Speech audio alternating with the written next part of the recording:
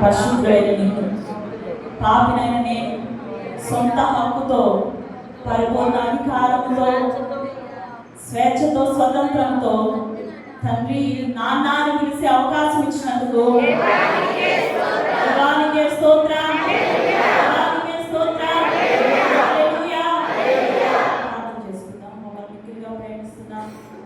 పరిశుద్ధ దేవా నా తండ్రి నీకే స్తోత్రాలు చెల్లిస్తున్నాం.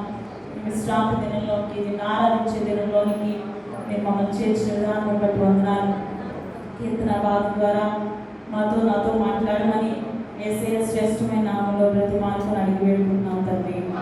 ఆమేన్ ఆమేన్ చెప్తాం గట్టి ఆమేన్. ఎన్నో కీర్తన చదువుకున్నాం, 106వ కీర్తన చదువుకున్నాం. గత వారం మనం 15 వచనాల వరకు ధ్యానించాం. ఈ వారం 16 నుంచి 25 వచనాలు. వాక్యాన్ని ప్రతి ఒక్కరు జాగ్రత్తగా విందాం. ఇప్పుడు ఎవరైనా మన మధ్యకి వచ్చి ఒక హై అలర్ట్ ప్రకటించారనుకోండి, అదైనా ఏదైనా వైరస్ లేకపోతే ఏదైనా ప్రమాదం రాబోతుంది, ఏదైనా తుఫాను, ఇలాంటి హై అలర్ట్ ఏమైనా ప్రకటిస్తే మీరు ఎవరైనా ఉంటారా ఇక్కడ? ఉంటారా? దేవునికి స్తోత్రం. సాధారణంగా వెంటనే మనం లీవ్ కదా, భయం చెంది మనకున్నదాన్ని మనం కాపాడుకోవడానికి, మనల్ని మనం సంరక్షించుకోవడానికి మనం ఎక్కడి నుంచి లీవ్ అవుతాం. సరే, వాక్యంలోకి వెళ్దాం. ఎందుకు ఇది చెప్పానో వాక్యంలోకి వెళ్ళాక మాట్లాడదాం. చూడండి, చదవబడిన వచనాలు ఉన్నప్పటికీ 2 విషయాలు ఉన్నాయి దాంట్లో. ఒకటి, వారు దూడను చేయించుకొని, కనిపించిందా? వాక్యం కనిపించిందా? తర్వాత రెండవది 22వ వచనం చివరి లేదు, చేసిన తమ రక్షకుడైన ఏం చేశారంటే తమ రక్షకుడైన దేవుని మర్చిపోయారు. ఆశ్చర్య కార్యాలు చేసిన దేవుణ్ణి వాగ్దానం జ్ఞాపకం చేసుకొని తన ప్రజలను నడిపించిన దేవుణ్ణి, వారి ఎదుట దేవుడు చేసిన సూచక్రియలు, అద్భుత కార్యాలు, ఇవన్నీ వారు ఏం చేశారని తెలుసా? మరచిపోయారు. ఏం చేశారు? మర్చిపోయారు. మొదటిగా దేవుణ్ణి విడిచిపెట్టారు, రెండవదిగా దేవుణ్ణి మరచిపోయారు. ఎప్పుడు దేవుణ్ణి మర్చిపోతావు అంటే దేవుణ్ణి మర్చిపోయే వాక్యం సెలవిస్తుంది, జీవము గల దేవుణ్ణి పోయినట్టు దుష్ట హృదయం. ఏ హృదయం అనేది? దుష్ట హృదయం. ఎప్పుడైతే దేవుని మేలును మరచిపోతావో ఆటోమేటిక్గా దేవుణ్ణి విడిచిపెట్టేస్తావు. జాగ్రత్తగా విందాం. ఏంటది? ఎప్పుడైతే దేవుని మేలు మరచిపోతావో ఆటోమేటిక్గా దేవుని కూడా విడిచిపెట్టేస్తావు. ఎందుకంటే దేవుడు ఎలాంటి వాడో, ఏ కార్యాన్ని నీ విషయంలో చేశాడో ఆ యొక్క కృతజ్ఞత భావం నీలో లేకపోతే దేవుడు కూడా నీ దృష్టికి కనిపించు. వారు జరిగింది మర్చిపోయారు, చేసిన దేవుడిని మర్చిపోయారు, మోసే మాట వినడం కూడా మర్చిపోయారు, పైగా దేవుని మాటలు మర్చిపోయారు. జాగ్రత్తగా గమనించండి. ఈరోజు దేవుని వాక్యం నీలో పని చేయట్లేదు అని అంటే లోపము నీది, సేవకునిది కాదు. గ్రహించు, అదవుతుందా? లోపము నీది, సేవకునిది కాదు. దేవుని వాక్యం మీద నువ్వు దృష్టి ఉంచట్లేదు అంటే చెప్పే వారిది కాదు లోపం, వినే నీది లోపం. దేవుడు చెప్తున్నాడు, చెప్పే వారిది కాదు లోపం. మోసే లాంటి నాయకుడే చెప్తే వినలేకపోయారు అంటే లోపం ఎవరిది చెప్పండి? ఈరోజు లోపం నాది, నీది, చెప్పే వారిది కాదు.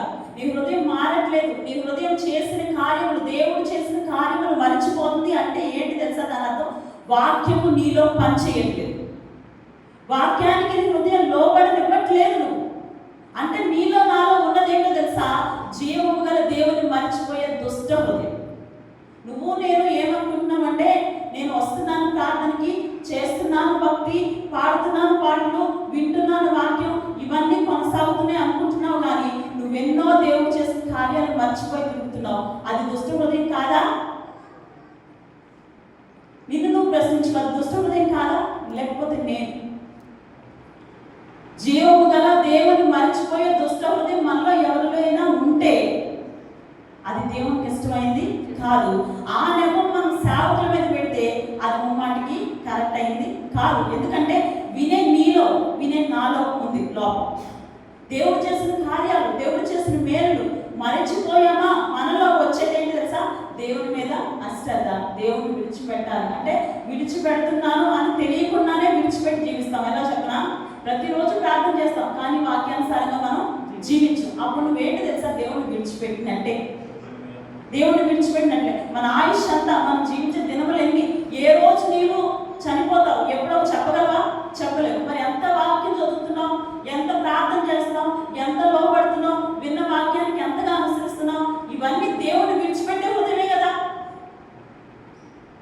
ఒక 5 నిమిషాల ప్రార్థన నీ జీవితంలో రోజుకు సరిపోతుందా? విన్న వాక్యాన్ని అనుసరించలేకపోతే ఉన్న హృదయం ఏంటి?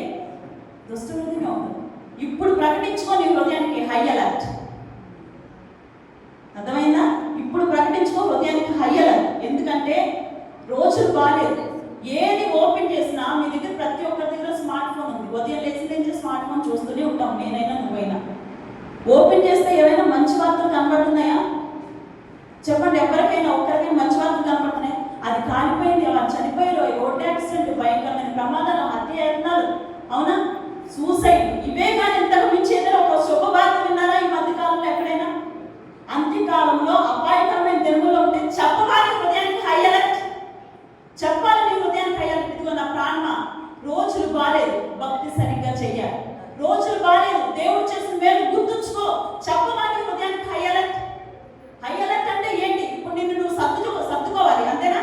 నిన్ను నువ్వు అలర్ట్ చేసుకోవాలి, నిన్ను నువ్వు అన్ని రకాల ప్రమాదాల నుంచి రక్షించుకోవాలి. ఇదేనా హై అలర్ట్ అంటే? మరి చెప్పు నీ హృదయానికి హై అలర్ట్. ఏమీ చెప్పాలి ప్రభా ఈ వాక్యం నుంచి? గత 3 వారాలుగా నిర్గమకాండనే అది అంటే దేవుడు నాకు చెప్పిన వాక్యం ఇది.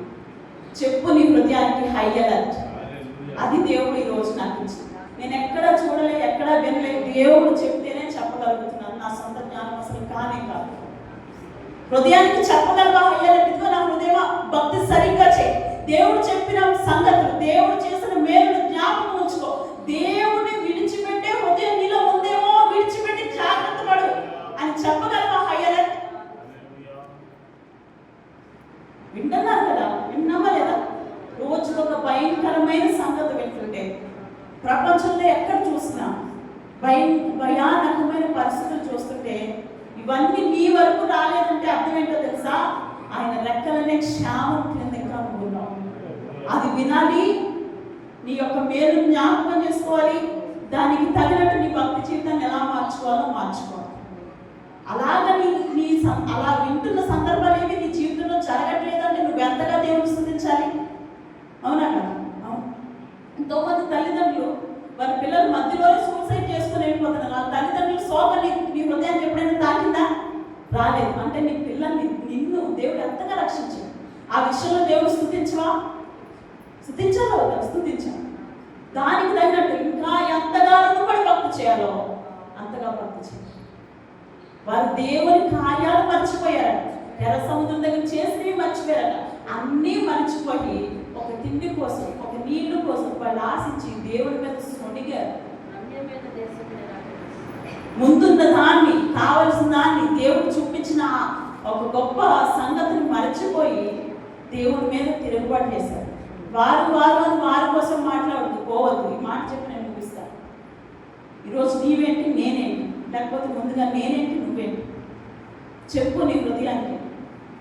దేవుని మరచిపోయే, దేవుడు చేసిన మేలులు గమనించండి, దేవుడు చేసిన మేలులు మరచిపోయే హృదయం నీలో ఉంది అంటే నీలో వాక్యం పనిచేయట్లేదని అర్థం.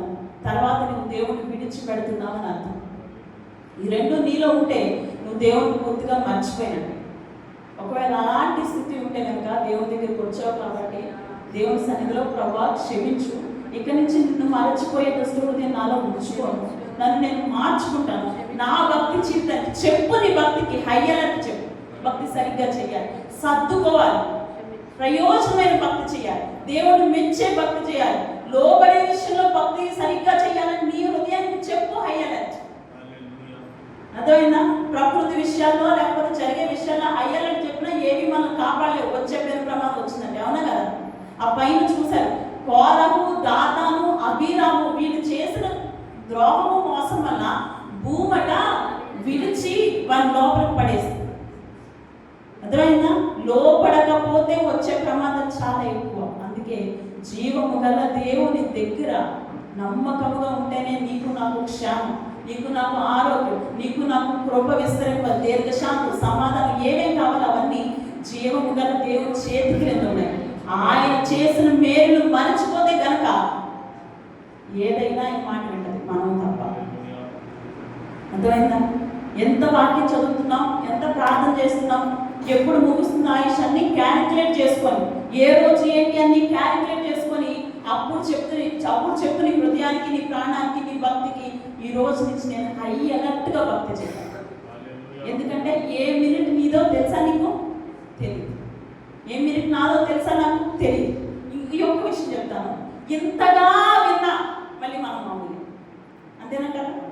లేకపోతే నేను మళ్ళీ మామూలు. దయచేసి అది వద్దు, దయచేసి అది విడిచిపెడదాం. ఎన్ని మేలు చేశాడో కదా, అవునా? ఎన్ని ఆశ్చర్యకార్యాలు చేశాడు కదా, ఎన్ని తప్పించాడో కదా, ఎన్ని విడిపించాడో కదా, ఎన్ని కాపాడాడో కదా, అవునా? ఇవన్నీ ఆయన చేశాడు. ఆయన దగ్గరికి ఎలా వెళ్ళాలి తెలుసా? ప్రేమతో, హక్కుతో, ధైర్యంతో.